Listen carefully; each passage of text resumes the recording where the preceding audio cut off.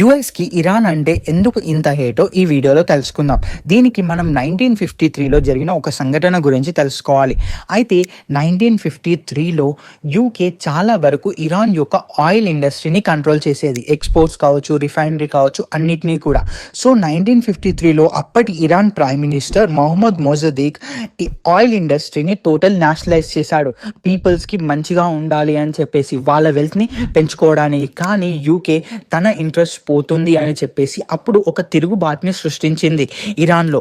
ఆ తిరుగుబాటు తర్వాత యుఎస్ యూకే కలిసి ఒక పప్పెట్ ప్రైమ్ మినిస్టర్ని ఇరాన్లో ఉంచారు. అండ్ అప్పటి నుంచి ఇరాన్ సొసైటీలో యుఎస్ అనే వాళ్ళు చాలా చెడ్డవాళ్ళగా పర్సీవ్ చేసుకుంటూ వచ్చారు. అండ్ ఆ తర్వాత 1979లో ఎప్పుడైతే ఇస్లామిక్ రెవల్యూషన్ జరిగిందో ఆ పప్పెట్ని రిమూవ్ చేసి ఆయతుల్లా ఖమేనీ అప్పుడు ఇస్లామిక్ రిపబ్లిక్ని ఎస్టాబ్లిష్ చేశాడు. సో దీని తర్వాత ఒక సంఘటన జరిగింది, ఏంటో తెలుసా? US embassy hostage crisis. So దీంట్లో 52 మంది అమెరికన్స్ని 444 రోజులు హాస్టేజ్గా ఉంచుకున్నారు ఇరాన్ గవర్నమెంట్ అప్పుడు. సో దీనివల్ల చాలా ఎక్కువగా డిస్ట్రెస్ పెరిగింది ఇరాన్కి మరియు యుఎస్కి.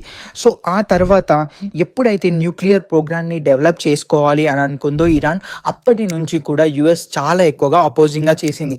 ఆ తర్వాత ఇరాన్ ఎప్పుడైతే ఇరాక్ మరియు సిరియాలో హమాస్, హెజ్బుల్లా లాంటి మిలిషియాకి సపోర్ట్ చేసిందో ప్రాక్సీ వార్స్ మీద, అప్పటి నుంచి ఇంకా హేట్ పెరుగుతూనే వస్తుంది. Thank you very much.